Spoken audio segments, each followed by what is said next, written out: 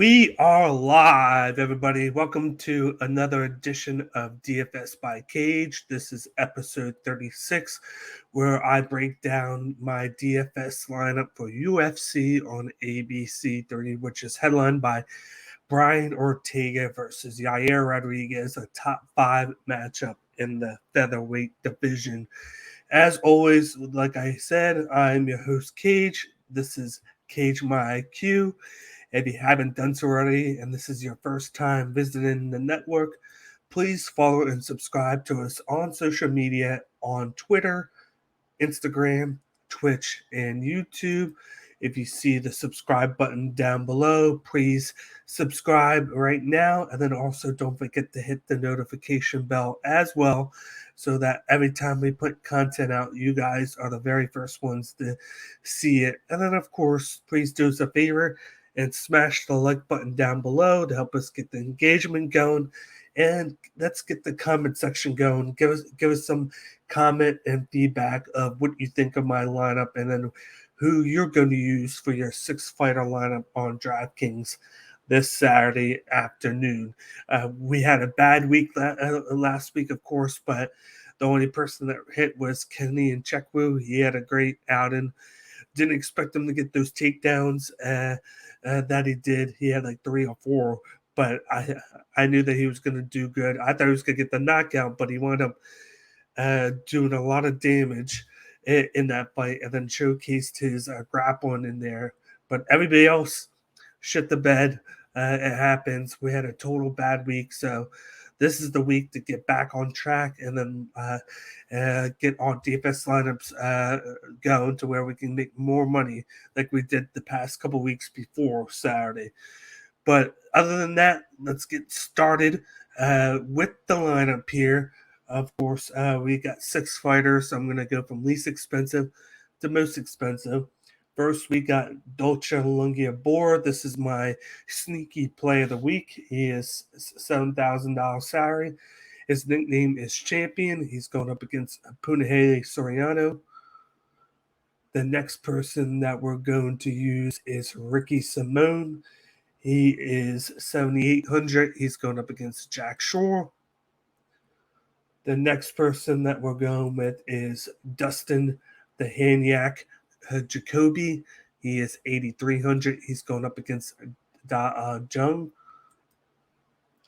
Next on the list is one half of the main event. We got Brian T. City Ortega. He is 8,500. He's going up against Yair Rodriguez. The fifth person we're going with is the Hurricane Shane Burgos. He is $9,000. He's going up against Charles L. Jourdain.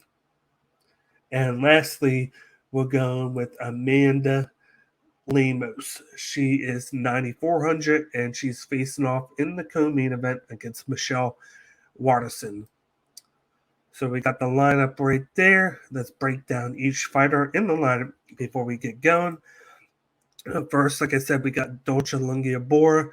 He is going up against Punahele Soriano. He is 11-4. His FPPF is 49.4. He is 2-3 in his last 5 fights. He has that knockout against Townsend, and then he lost by knockout to Ankalaev. He beat Perez by decision, and then he lost the decision to Marc-Andre Barrios. And then he made the move down the middleweight, and he lost to Cody Bondage by sub, which he was winning that fight. He got the knockdown, but made a bad decision to take the fight down and get submitted by a guillotine in that fight. He's going up against Punahele Soriano. This is going to be a firefight right here because both guys have knockout power. Punahele, more than likely, is going to put all of his effort into the first round. He comes out swinging, but he always gets tired in the second and third round. And one of his weaknesses is the takedown defense. So I could see a situation where Dolce Lungiabor comes in here and he trades with him first round, but then afterwards he goes and survives getting knocked out. It gets to the second round, and then he starts using his grapple. And I could see him getting 2 to 3 takedowns, get a little bit of ground and pound going because Puni Haley doesn't like to try and get up. He just holds position. And I see Dolce Bor winning by decision here. And he's going to get a lot of striking, ground and pound, a couple of takedowns, and control time. With him being $7,000, we got a lot of wiggle room to play with this spot. I could see him getting anywhere from 70 to 100 points. It all depends on what happens in this fight. But I'm going with Dolce Bor here. I'm going with the upset. I think his wrestling will be the X factor here, and I think I could get really good points from him in this spot. Moving on to the next spot, we got Ricky Simone. He's going up against Jack Shore. As you see there, he is 7,800. He's 19-3. His FPPF is 89.5. He's on a 4-fight winning streak. In that winning streak, this guy is a takedown machine. He has 7, 7, 6, and 2. And the only reason he has 2 against the Sunsow is because he wanted to stand up and showcase his striking, and then he got that second round knockout in it. And he still got 4 minutes of control time. So he was able to do that. So it was worth it there. But this guy's going up against Jack Shore. This is going to be a grappling experience for people watching on the fight card. But I think Ricky Simone's wrestling grappling is going to have an advantage over the BJJ grappling of Jack Shore. Jack Shore is going to look to when they're staying and use his kickboxing range to strike, but he's going to use his BJJ to play defense and try and hook one of those guillotine or submissions on him. Ricky Simone's smart. I think he's going to go in there and go in for those double leg or single leg takedowns. I think he gets them down. I think he's going to get at least 4 takedowns because I feel like he's going to get a couple on his own, and then a couple are going to be Jack Shore pulling into guard, allowing him to take him down. But he's going to do a lot of work. This fight is going to go to decision, I feel like. And it's going to be a combination of, if you look right there at the Brian Callahan where it goes to the decision, it's going to be similar where he could have like 30 to 40 strikes significant, but then have like extra strikes from ground and pound. He's going to have a lot of control time. Like I said, 3, 4, 5 takedowns because this guy, just look at him, he averages a lot of takedowns a fight. He's had 7 plus takedowns. 6 plus takedowns 5 times. So you can expect him to do that. He has endless cardio, and his control time is there. So this guy could go to decision in this fight and still get towards 100 points FPPF style in the matchup. So I'm going with Ricky Simone in the 2 spot here. Moving on to the next guy, we got Dustin Jacoby, and we got the Hanyak. He is 8,300. He's fighting against Da Jung. This is going to be a super a big matchup because Jacoby is in the top 15. Da Jung is looking to get into the top 15. So this has a lot hanging on this matchup here. But he's 17, 5, and 1. His FPPF is 64.8. If you look right there, take away that draw against Kudalaba, which is because he got 10-8 in round 1. He got taken down 8 times, but then he took over around 2 and 3. He has a 1, 2, 3, 4, 5. He's 5-0 if you take that out. And a lot of his fights go to decision, except for the first one where he got the knockout in round 1 against Lede. But this guy is going to use his kickboxing expertise. He's going to move. He has good cardio. He pours out a lot of volume. He did have that knockout against Dan Stewart, so take that away. But he's going to pour out a lot of volume, and he might get a takedown or 2. And then when he does, he can do a ground and pound. You see that right there, Kudalaba. He had 20 plus strikes in the ground and pound position, and then against Michael Olchacek, he had 18 in the ground and pound, and then in the clinch along the cage. So that's something to look for there with that. But going into this matchup, I think he's going to avoid that right hand of Da Jung, which is Da Jung's knockout power there. That's where he gets majority of his knockouts. I think Da Jung could go for a couple of takedowns, but I feel like the movement and the speed of the striking of Dustin Jacoby is going to put him into a situation where he gets over 100 to 120 strikes. He wins by decision. He gets one late takedown, and he gets the volume. That plus the control time is going to get him close to 80 to 90 points. So I'm going with Dustin Jacoby within this matchup. Moving into the fourth spot, we're going with Brian Ortega, one half of the main event. As you see right there, he is 8,500. His nickname is T City. And then in this matchup, he's going up against Yair Rodriguez. He comes in at 8,500. He is 15-2 with a 72.3 FPPF.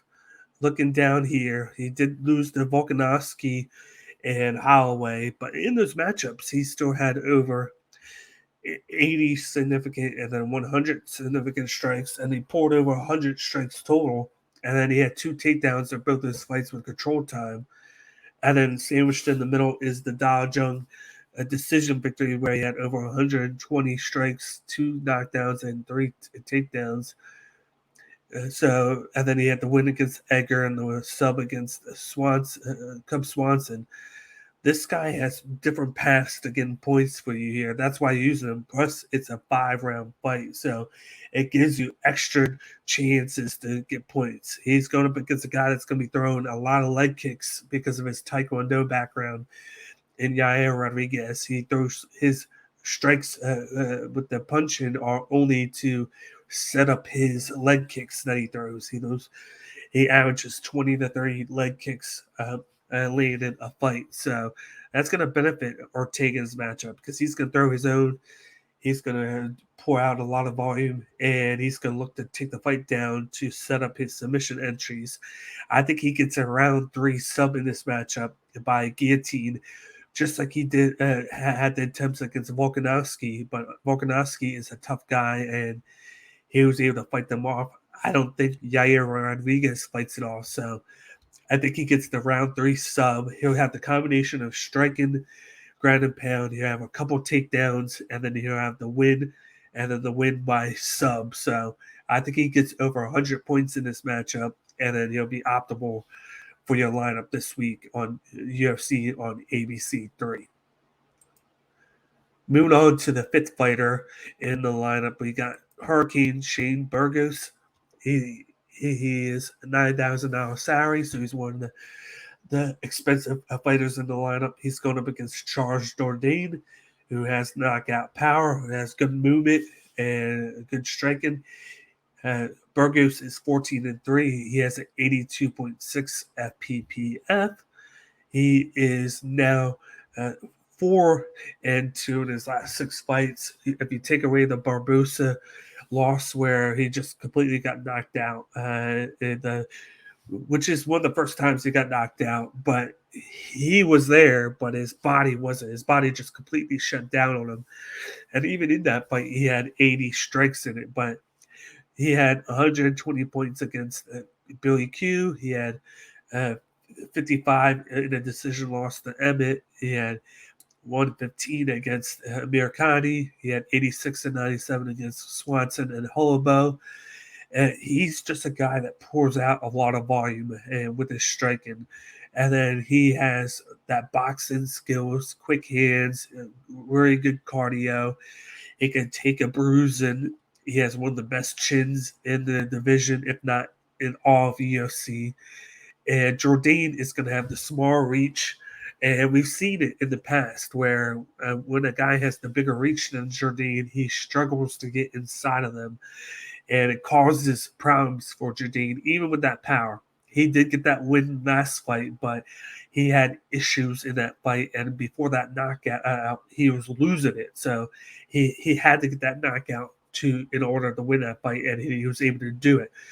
He's not going to have the same luxury against Burgos. Burgos is going to rack up the volume. I could see Burgos knocking out Jordan, but if he doesn't, I think it could go to decision. I think it handily goes to Burgos because he's going to out-volume Jordan. I could see Burgos getting over 120 strikes again, possibly get a knockdown, and then get to that 90 to 110 fantasy points range, just like he does in majority of his wins. But if he gets a finish early on or at any point in the fight, that will just be icing on the cake here. So with the 5 spot, I'm going Shane Burgos at $9,000. Lastly, we're going with Amanda Lemos, the most expensive person on DraftKings this week. She is 9,400 salary. She's going up against the returning Michelle Watterson. We thought she wasn't going to ever fight again. She had the injury, and then it was possibly career-ending injury. But she is back in the UFC, ready to go. And Amanda Lemos is going back up in division. So that's going to be an interesting factor now that she's not cutting all that weight now.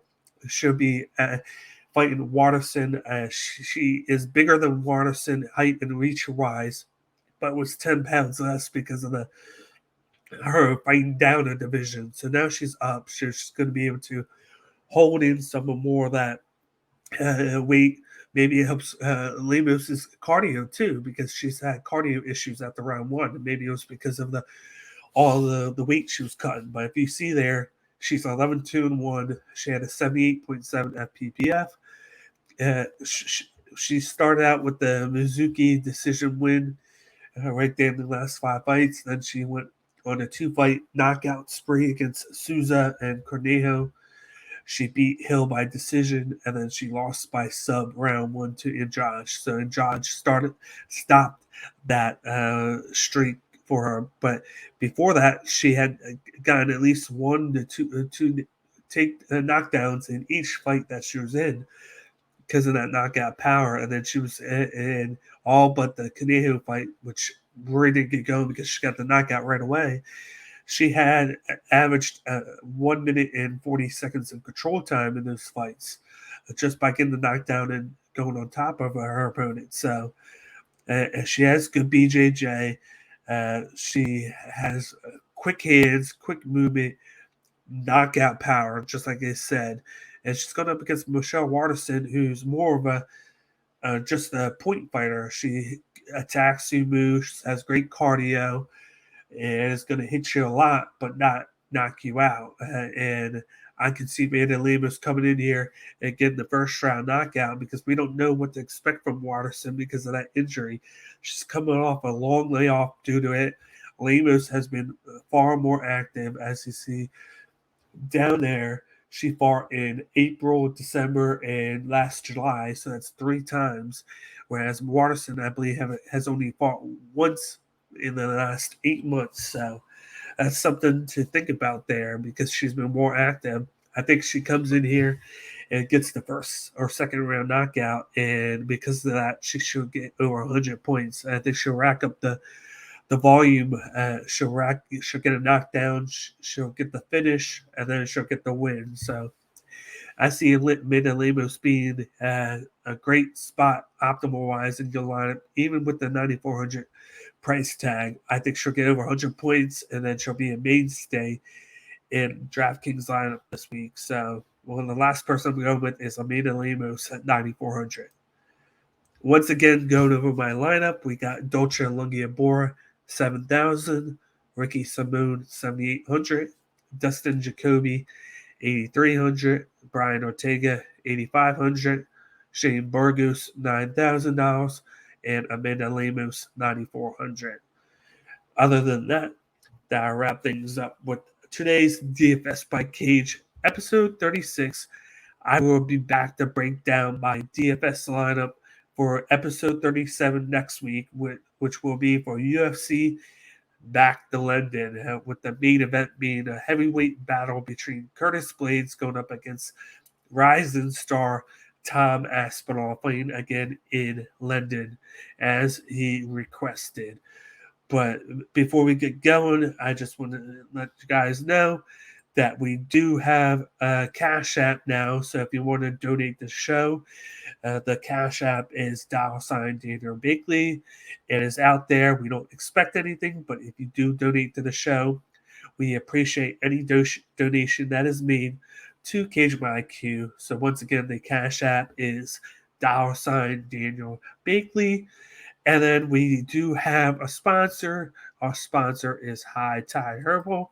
If you don't know who High Tide Herbal is, check out the video right now. Offering high-quality, sustainable products with all-natural, lab-tested ingredients, it's High Tide Herbal's mission to help others live the longest, healthiest, and most productive lives possible. Their hemp-derived CBD products have a wide variety of uses, from helping sore muscles to skin hydration and minimizing skin irritation. They generate results based on your specific needs. Elevate your lifestyle with the new wave of wellness. Visit hightideherbal.com to learn more. Once again, that's High Tide Herbal. We're running a promo with them. All you got to do is go to checkout and put in CageMyIQ 10 at checkout to receive 10% off your next purchase. Once again, promo code CageMyIQ 10 to get 10% off your next purchase.